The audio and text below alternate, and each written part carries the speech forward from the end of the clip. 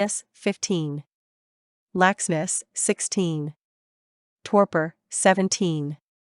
Restlessness, 18. Distraction, 19. Improper knowledge, and 20. Scatteredness. Commentary, Division 5 is the 20 derivative afflictions, called derivative, because they result from the 6 fundamental afflictions. The 3 grades of derivative afflictions: 1. Major grade derivative afflictions: 2. Intermediate grade derivative afflictions: 3. Minor grade derivative afflictions. The 3 groups of derivative afflictions: 1. Typical intermediate grade afflictions: 2. Typical major grade afflictions: 3. Typical minor grade afflictions. These groupings are illustrated by the saying, people of the same type gather together. Things are classed in similar groups. For instance, people who study the Buddha Dharma gather together in one place. People who study demonic dharmas go to places where demonic dharmas are taught. People who want to learn mundane dharmas find a place where mundane dharmas can be studied. Things, too, are divided into separate groups according to their type. Their varieties and distinctions are inexpressibly many. The 3 factors involving derivative afflictions: 1. Reinforcement by types. 2. Pervasive infection by the unwholesome nature. 3. Permeation by 2 defilements of the mind. A. Defilement by covering. B. Indeterminate defilement. 1. Reinforcement by types. This is when intermediate grade afflictions are produced together with other intermediate grade afflictions, major grade afflictions are produced together with other major grade afflictions, and minor grade afflictions are produced together with other minor grade afflictions. 2. Pervasive infection by the unwholesome nature. Pervasive infection means that the afflictions interact and influence each other. For instance, lack of remorse also brings about lack of shame, because if one is not repentant, one will also not feel ashamed. Another example is lack of faith, which gives rise in turn to laziness, laxness, and other derivative afflictions. 3. Permeation by 2 defilements of the mind. A. Defilement by covering. Covering means keeping things hidden and not allowing anyone to know. Indeterminate defilement. Indeterminate means the defilement cannot be categorized as to its relative goodness or evil. If all 3 factors are present, the affliction is a major grade 1. If 2 factors are present, the affliction is an intermediate grade 1. If none of the 3 factors is present, then the affliction that has arisen is an isolated one and is thus classified as a minor grade affliction. First, we will discuss the 10 minor derivative afflictions. Number 1 is wrath. Wrath occurs when a state arises which is in opposition to one's wishes. When something is not going one's way, when something is really bothering one, when one becomes very emotional about something, then wrath can arise. It comes on suddenly and is a combination of anger and hatred, an unexpected and intense emotional reaction. 2 is hatred. This affliction occurs when one is faced with situations similar to the ones described above, but one does not vent one's wrath.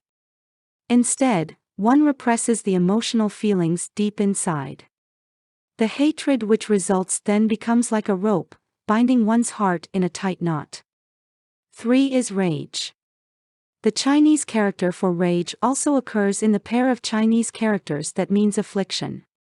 This emotional reaction is much more severe than hatred. When rage happens, one literally explodes. When things become unbearable, one gets infuriated. Rage is a very fierce emotional reaction. 4 is covering. This is hiding something inside, keeping it bottled up and not allowing it to surface. Basically, one is quite afflicted about something, feeling the kinds of wrath, hatred, and rage described above, but fears the reactions of the other person.